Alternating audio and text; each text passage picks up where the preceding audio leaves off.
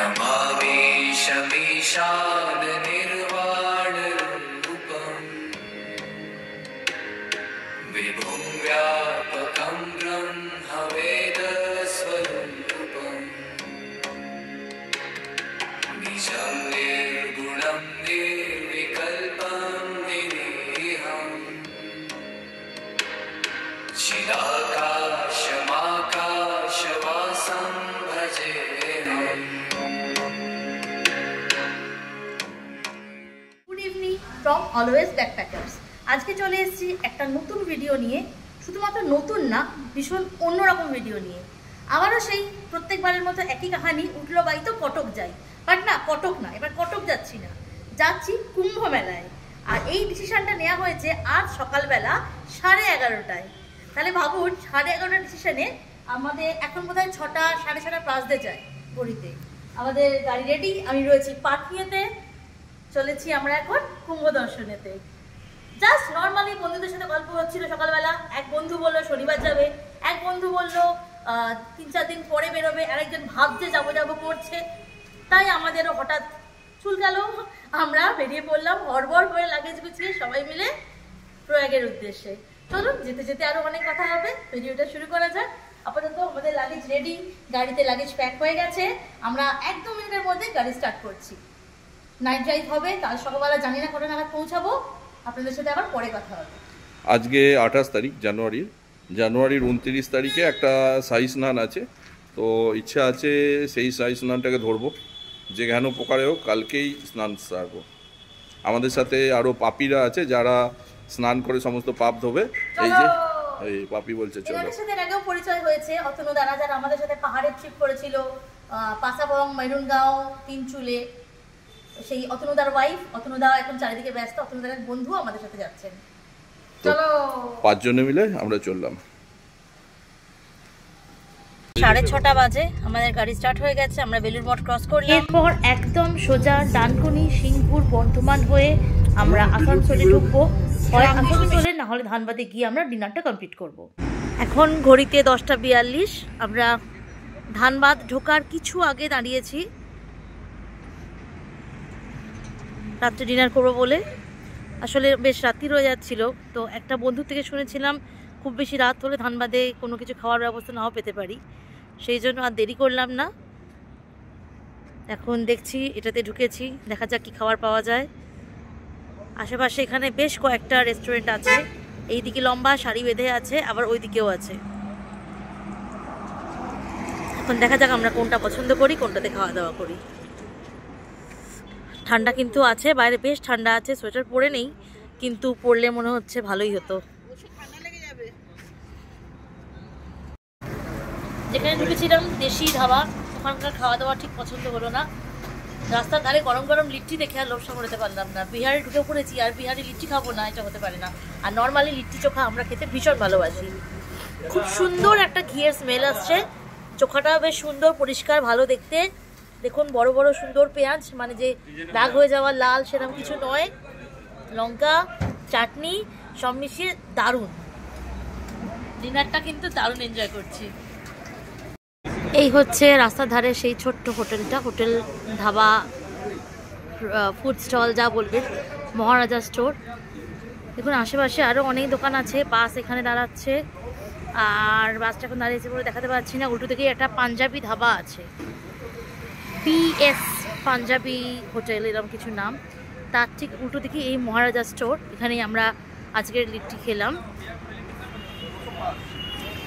লিট্টির size যেমন সুন্দর, তেমন পুরো ঘিয়েতে ডুবিয়ে দিচ্ছে, খেতে জাস্ট অসাধারণ লেগেছে। বাকি সব কিছুই অনেক বেশি ফ্রেশ। আমরা অমলেট খেয়েছি, আরও সবার কাছেই লিট্টি রয়েছে দেখলাম যে এখানে, যেহেতু আমরা বিহার ঢুকে পড়েছি। কিন্তু এনার লিট্টির সাইজটা বা টেস্ট অনেক বেশি সুন্দর লাগলো, আমার দূর থেকে দেখে পছন্দ হয়েছিল বলেই আমরা এখানে ঢুকেছি। তো সব মিলিয়ে আজকে ডিনারটা কিন্তু দারুণ করেছি। চলুন খাওয়া দাওয়া শেষ, চা খেয়েছি, শেষে খেয়ে এবার আবার রওনা হব আমাদের প্রয়াগরাজের পথে। এই হচ্ছে রাস্তার কন্ডিশন।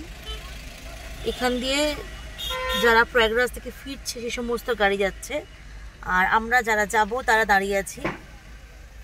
এই উপরে যেটা দেখছেন ব্রিজের উপরে, এখানেও প্রচুর গাড়ির জ্যাম আছে, আর এখানেও আমরা প্রচুর সারি দিয়ে দাঁড়িয়ে আছি। আর বাইরে বেরিয়ে দেখাচ্ছি না, আমরা মাঝরাত 4টে থেকে এখনো পর্যন্ত এভাবে দাঁড়িয়েই আছি। একটু একটু 2-4 পা এগোচ্ছি, এখন 9:45 বাজতে যায়, আমরা ওই একই রাস্তায়। সব মিলিয়ে আমরা 5 হাতও এগিয়েছি কিনা সন্দেহ আছে। এতক্ষণ অবধি কোনোরকম কোনো পুলিশের দেখা ছিল না বা কোনো ব্যবস্থা ছিল না। এখন কয়েকজন লোকাল লোক আর 1-2টো পুলিশ এসে গাড়ি সরাবার চেষ্টা করছে, এগোচ্ছে একটু একটু, ফেরার গাড়িগুলো ফিরছে। আমরা এখনো অবধি সেভাবে কিছু এগোতে পারিনি, জানি না কটায় পৌঁছবো বা আদৌ পৌঁছবো কিনা।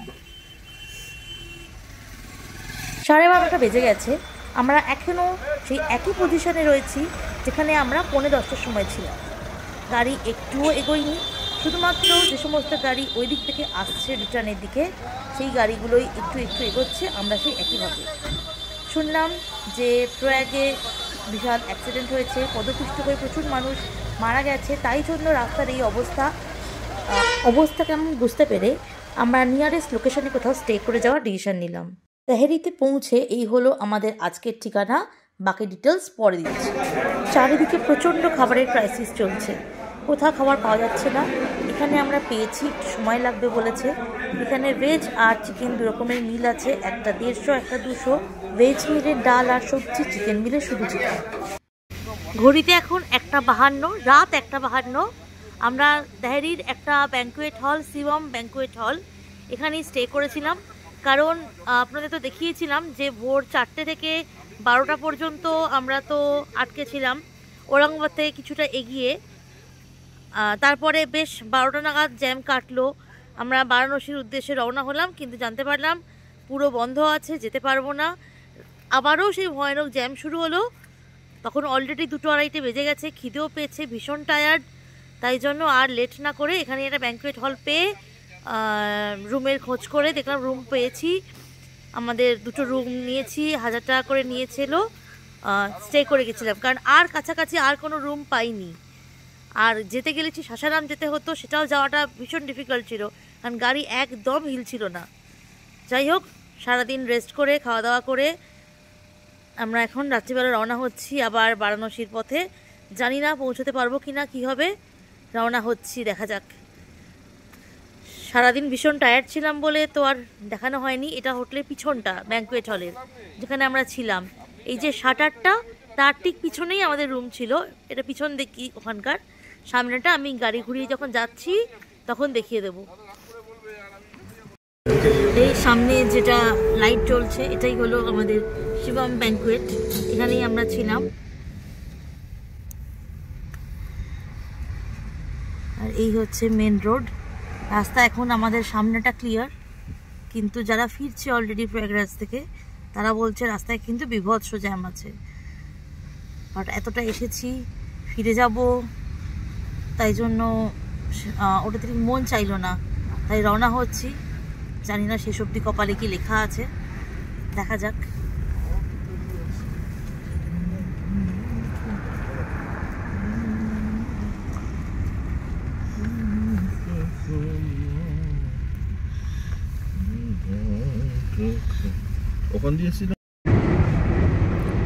আশা করছি ভগবান মুখ তুলে চেয়েছেন, আমাদের কপাল খুলতে শুরু করেছে। প্রয়াগরাজের পার্কিং লটে ঢুকতে আমাদের আর খুব বেশিক্ষণ সময় লাগবে না, রাস্তা দারুণ পেয়েছি। হ্যাঁ, যে রোডটা আমাদের দেখিয়েছিলাম মেন রোড যেটা, আমরা কিন্তু সেটা ধরে আসিনি, বেশ কিছুক্ষণ ওটা ধরে চলছিলাম।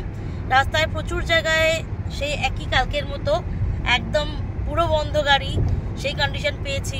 সেখান থেকে অড রুট ধরে আসছিলাম, তারপর একজন পুলিশের সাহায্যে আমরা অন্য রুট ধরে, মানে একদম পুরো বিহারের বিভিন্ন রকম অজানা গ্রাম হয়ে আমরা শেষ অবধি এই অবধি এসে পৌঁছেছি। বিহার পুলিশের সহায়তায় আমরা যে ম্যাপ ধরে এগিয়েছিলাম সেটা আপনাদেরকে দিয়ে দিলাম। আমরা যেহেতু সাসারাম ক্রস করার পরই জ্যামে পড়েছিলাম, তাই আমরা ওখান থেকে প্রথমে গেলাম মোহানিয়া, তারপরে ভাবুয়া, তারপরে চাঁদ, ও পরে চান্দৌলি হয়ে মুঘল সরাই ঢুকলাম এবং সেখান থেকে সিধে বেনারস। যেটা বুঝলাম আমাদের ওয়েস্ট বেঙ্গল পুলিশের তুলনায় এই বিহারের পুলিশ কিন্তু অনেক বেশি ভালো, অনেক ভালো বিহেভিয়ার এবং অনেক বেশি সাহায্য করছে আমাদের সবাইকে। আপাতত আমরা একটা জায়গায় একটুখানি চায়ের ব্রেক নিলাম। এখন ঘড়িতে 7:45। সেখানেই এই সামনে যে গাড়িটা দেখতে পাচ্ছেন, এই গাড়ির দাদাদের সাথে পরিচয় হলো। ওনারাও এসছেন আমাদেরই মতন ওয়েস্ট বেঙ্গল থেকে, দুর্গাপুর থেকে। তো আমরা এখন একসাথে সবাই মিলে, যেহেতু বাঙালি এক হয়ে যায়, আমরা চলেছি প্রয়াগরাজের পথে। আর কিছুক্ষণের মধ্যেই আমরা পৌঁছে যাব। ওনাদের থেকে জানতে পারলাম যে ওখানে পার্কিং লটে গাড়ি পার্ক করার পরে 8টা নাগাদ কোনো সরকারি বাস ছাড়ে, যেটা আমাদের মেলা প্রাঙ্গণের বেশ অনেকটা ভিতর পর্যন্ত পৌঁছে দেবে এবং তারপরে কিছুটা অংশ, মোটামুটি 5 কিলোমিটার মতো আমাদেরকে পায়ে হেঁটে যেতে হবে।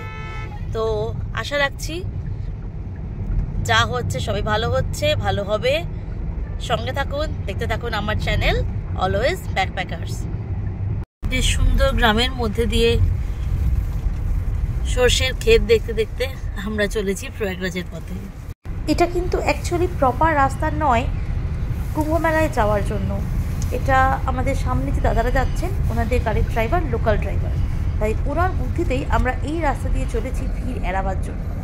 রাস্তার দুপাশের সিনিক ভিউটি কিন্তু অসাধারণ সুন্দর, কিন্তু যতই দুপাশে সিনিক ভিউটি দেখি, মন কিন্তু এখন পড়ে আছে সেই কুম্ভ মেলার উদ্দেশ্যে। মঙ্গলবার মানে 28 তারিখ সন্ধ্যেবেলা বাড়ি থেকে বেরিয়ে ভেবেছিলাম কিন্তু বুধবার আমরা পৌঁছে যাব। বুধবার শাহী স্নানের দিনে আমরাও করতে পারবো স্নান, কিন্তু সেটা তো কপালে হলো না। প্রচুর হ্যাপা সামলে মঙ্গলবার পেরিয়ে, বুধবার পেরিয়ে, আজ বৃহস্পতিবার সকালবেলা আমরা চলেছি প্রয়াগের উদ্দেশ্যে। হয়তো আমরা ঢুকতে পারবো, কিন্তু যতক্ষণ না মেলা প্রাঙ্গণ অবধি পৌঁছতে পারছি ততক্ষণ কিন্তু মনের মধ্যে একটা উচাটন হয়েই চলেছে। তাই মন এখন সম্পূর্ণভাবে পড়ে রয়েছে ওইদিকে। এক মনে সবাই মিলে ভগবানকে ডেকে চলেছি, যে উদ্দেশ্যে আমাদের আসা সেই উদ্দেশ্য যেন সফল হয়, আমরা যেন মেলা প্রাঙ্গণে প্রবেশ করতে পারি। আসলে যা ঘটনা হয়েছিল মঙ্গলবার মাঝরাতে, সেটা কিন্তু সত্যিই ভয়ানক। আর সেই কারণেই কাল মাঝরাত থেকে গাড়ি প্রবেশ করতে দিলেও ভীষণভাবে সীমিত। এরপর সরস্বতী দুয়ার পার্কিং লটে আমাদের গাড়ি পার্ক করে আমরা পৌঁছালাম প্রয়াগরাজের আউটস্কার্টে। এখানে পৌঁছে জানতে পারলাম এখান থেকে সরকারি বাস ছাড়ার যে তথ্যটা আমরা পেয়েছিলাম সেটা সম্পূর্ণ ভুল। শুধুমাত্র বাইক এবং টোটোই মেলা প্রাঙ্গণ অবধি যাচ্ছে। এছাড়া লোকাল ছেলেদের দ্বারা কিছু বাইক সার্ভিস চলছে, যেটা মেলা প্রাঙ্গণের সব থেকে কাছ অবধি পৌঁছাচ্ছে, যেখানে অটো বা টোটো যেতে পারছে না। তাই আমরা সেই বাইকই ভাড়া করলাম। এক একটা বাইকে 2 জন করে সওয়ারি নিচ্ছে, আর তাতে ভাড়া হচ্ছে পার হেড 200 টাকা। যদিও ওরা 500 টাকা থেকে শুরু করেছিল, কিন্তু বার্গেনিং করে 200 টাকা অবধি আমরা নামিয়েছিলাম। আর যেহেতু আমি যে বাইকটায় বসেছিলাম সেখানে আমি একা ছিলাম, তাই আমার জন্য পে করতে হয়েছিল 300 টাকা। এইভাবেই আমরা গ্রামের ভিতরকার রাস্তা দিয়ে চললাম মেলার পথে।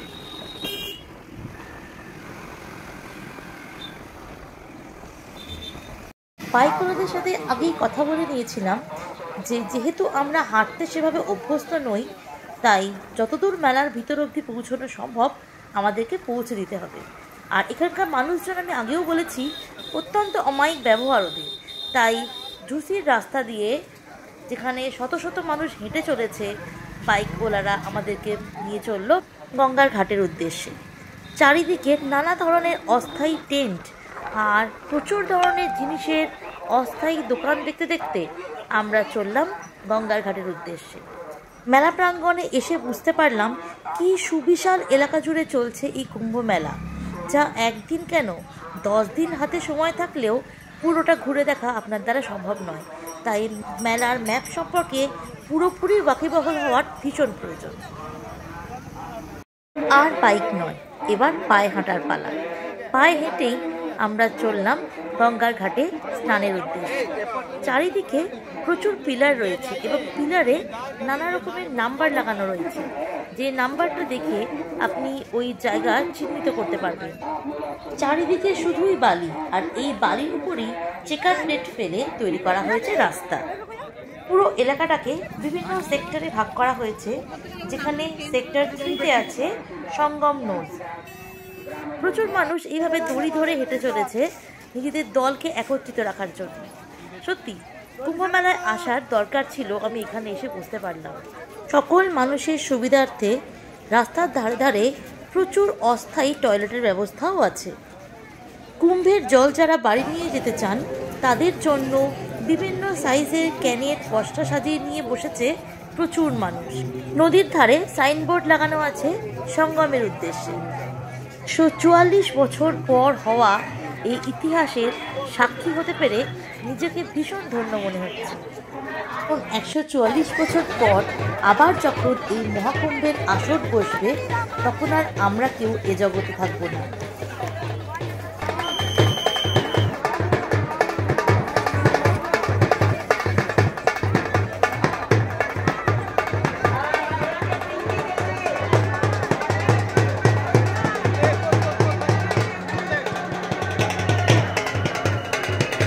উপলক্ষে 12 কিলোমিটার জায়গা জুড়ে তৈরি করা হয়েছে এই ঘাট। যে কোনো মানুষ চাইলে যে কোনো ঘাটেই স্নান করতে পারে, কিন্তু যদি সঙ্গমে স্নান করতে ইচ্ছা হয় তাহলে যেতে হবে ওই সেক্টর 3-তে সঙ্গম নদী। বালির উপরে বস্তা ফেলে তৈরি করা হয়েছে এই সমস্ত অস্থায়ী ঘাট। ঘাট থেকে কিছুটা দূরেই আছে নৌকা পাহারায়, আর মাথার উপর দিয়ে সর্বক্ষণ ঘুরে চলেছে হেলিকপ্টারের টহলদারি।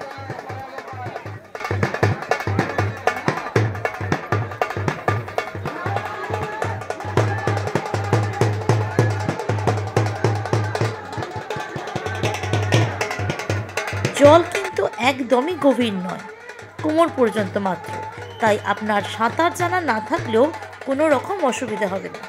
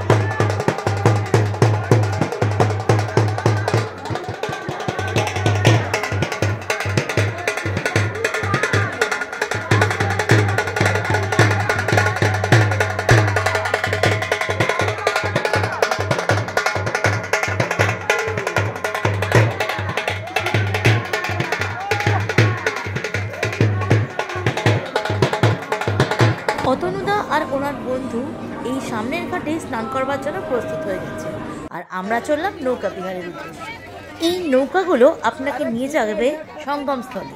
সেখানে গিয়ে আপনি স্নানও করতে পারেন, চাইলে জলও ভরতে পারেন, আর সঙ্গমস্থল দেখেও আসতে পারেন। বিভিন্ন দামের এই নৌকা ভাড়া পাওয়া যাচ্ছে। যদি আপনি শেয়ারে যান তাহলে 500-700 এই ধরনের ভাড়া চাইছে, আর একা নৌকা বুক করলে আপনাকে 3200-3500 এরকম দাম বলছে। এরপর কিন্তু আপনাকে বার্গেনিং করে নিতে হবে। আমরাও সঙ্গমস্থল অব্দি যাওয়া এবং আসাতে 3000 টাকা নৌকা ঠিক করে ফেললাম। না, একটা অদ্ভুত অভিজ্ঞতা। এটা অভিজ্ঞতা আগে কখনো করিনি, কোনোদিন করবো বলে ভাবিও নি। হঠাৎ সুযোগ, হঠাৎ চলে আসা, অন্যরকম ভালো। এখন কোথায় যাচ্ছেন আপনি? এখন যাচ্ছি, গঙ্গা জল ভরার আছে এখানে, ভীষণ সবাই স্নান করছে, এখান থেকে জল নেওয়ার ঠিক ইচ্ছা হলো না, ভাবলাম নৌকা করে একটু ঘুরেও আসা হবে। আপনারা দেখুন গঙ্গার জল তো আবার হাইজিনিক খুঁজছে, যাই হোক হাইজিনিক না, বাট সবাই স্নান করছে সেই জল। আর না ঠিক আছে, মাথায় দেবে তাও হাইজিন মেনটেন করে, ঠিক আছে।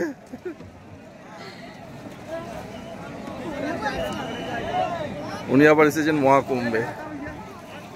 দেখুন আমি পাপি নই, আমি কোনো পাপ ধুতে আসিনি, আমি শুধুমাত্র দেখতে এসেছি, জানতে এসেছি। হর হর গঙ্গে।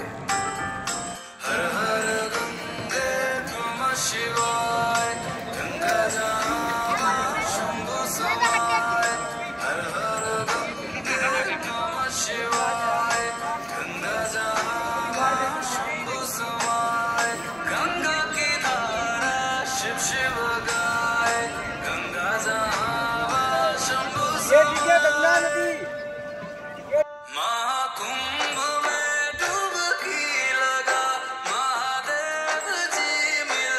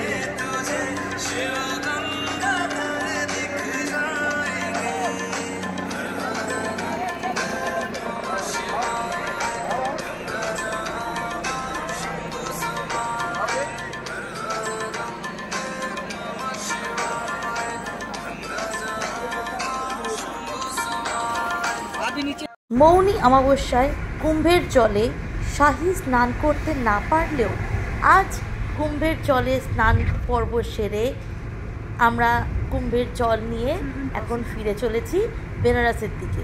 আজ রাতটা বেনারসেই কাটাবো, কাল শরীর কেমন থাকে সেই দেখে আমরা ডিসিশন নেব যে আমরা বাড়ির জন্য কখন রওনা হব। মনে একরাশ আনন্দ নিয়ে এখন চলেছি আমরা বেনারসের পথে। আমরা বেনারসে এসে গেছি, কিন্তু সিটির ভিতরে না ঢুকে আমরা হাই রোডের উপরই কোনো হোটেল নিয়ে থাকার জন্য মনস্থির করেছি। কারণ ঘড়িতে অলরেডি 7:30 বাজে, সন্ধ্যা আরতি শেষ হয়ে গেছে। শুধু শুধু সিটিতে ঢুকে আমরা জ্যামেই পড়ব আর হোটেল পেতেও অনেক অসুবিধা হবে। তাই হাই রোডের ধারের কোনো হোটেলে থাকলে পরে বাড়ি ফিরতেও আমাদের সুবিধা হবে। প্রচুর সময় ধরে হোটেলে দুটো মাত্র রুমের জন্য হন্যে হয়ে ঘুরতে ঘুরতে শেষে রাত 10টায় এই হোটেলে ঢুকলাম। কুম্ভ মেলা উপলক্ষে হাই রোডের ধারের হোটেলগুলোতেও প্রচণ্ড খারাপ অবস্থা, তাহলে ভাবুন সিটির ভিতরে গেলে কি অবস্থায় পড়তাম। যাই হোক, হোটেলের রুমের এই ভিডিওটা আমি কিন্তু ব্লগে দেওয়ার জন্য করিনি। রাত্রে যখন সবাই একসাথে বসে ডিনার করছিলাম তখন আমার মেয়ে ফোন করে বলল কেমন রুমে তোমরা আছো দেখাও, তাই ওকে দেখানোর উদ্দেশ্যে ভিডিওটা করা। তাই ভিডিওটা খুব একটা প্রপার হয়নি, এটাই আপনাদের জন্য দিয়ে দিলাম। রুমের সাইজ কিন্তু একদম ঠিকঠাক, রুমে গিজারের ব্যবস্থাও আছে এবং সব কিছু যথেষ্ট নিট অ্যান্ড ক্লিন। এর জন্য আমাদের পে করতে হচ্ছে দুটো রুমের একসাথে 5000। হোটেলের থেকে মাত্র 2 পা দূরেই একটা বিহারি ধাবা আছে, সেখান থেকেই রুটি সবজি দিয়ে আমাদের আজকে রাত্রে ডিনার পর্ব শেষ হলো। আজ ভীষণ টায়ার্ড, শুয়ে পড়বো, আবার আপনাদের সঙ্গে দেখা হবে কাল সকালে। আজকের মতো গুড নাইট। কালকে প্রয়াগরাজ থেকে রওনা হয়ে আমরা রাত্রিবেলায় বারাণসী থেকে একটু এগিয়ে এখানে স্টে করেছি। প্রচুর জায়গায় হোটেল খুঁজতে খুঁজতে আসছিলাম, রাত্রি হয়ে গেছে, মোটামুটি পছন্দ হয়েছে এটা। হোটেলটা কিন্তু বেশ সুন্দর, আমরা এখানে রাত্রিবেলা ছিলাম। ঢুকতে ঢুকতে প্রায় 10টা হয়ে গেছে বলে আমি তখন আর ভিডিওটা কন্টিনিউ করিনি, তাই আপনাদেরকে দেখিয়ে দিচ্ছি। এটা কিন্তু হাই রোডের একদম সামনেই। তো যেহেতু আমরা জাস্ট স্টে করব, আবার আমরা রওনা হব, তাই জন্য আমার মতে যারা এই ধরনের ট্রিপ করবেন তাদের জন্য কিন্তু ভিতরে সিটিতে গিয়ে না থাকার থেকে এইভাবে হাইওয়ের একদম সামনাসামনি হোটেল থাকাই বেশি ভালো। তো যেহেতু এক রাত্রে থাকবো, বাকিদের ভাড়া অনেক বেশি বলছিল, 3000, 3500, 5000। এক রাত্রের জন্য আমার মনে হয়েছে এটা ঠিক না, সেখানে এটা অনেক বেশি দাম। ঠিকঠাক বিহেভিয়ার ভীষণ ভালো, হোটেলটা পরিষ্কার পরিচ্ছন্ন, সব দিক থেকে খুব সুন্দর আর কাছাকাছিও। তাই যারা এই রুটে আসবেন, সে ইন ফিউচারে ঘুরতে অথবা এই কুম্ভ দর্শনে, তারা কিন্তু এটাকে নোট রাখতে পারেন। হোটেল দক্ষিণ ইন, এখানে স্টে করতেই পারেন। আপাতত আমরা আজ সকালবেলা আবার রওনা হচ্ছে বাড়ির উদ্দেশ্যে। চেষ্টা করব একটানে বাড়িতে বেরিয়ে যাওয়ার, কিন্তু রাস্তার কন্ডিশন যেহেতু এখনো অবধি কিছু বুঝতে পারছি না, জানি না কি কতটা পারবো, দেখা যাক। তবে আজকের জন্য আপাতত এই ভিডিওটা এখানেই শেষ করছি। আমাদের এই ট্রিপটা খুব সুন্দর হয়েছে, অনেক সমস্যার সম্মুখীন হলেও আফটার অল শেষ ভালো যায় সব ভালো যায়। আমার ভিডিওটা পুরোটা দেখবেন, কেমন লাগলো কমেন্ট করে জানাবেন। টাটা, আজকের মতো আসি, চললাম বাড়ির জন্য। হর হর গঙ্গে। হর হর গঙ্গে।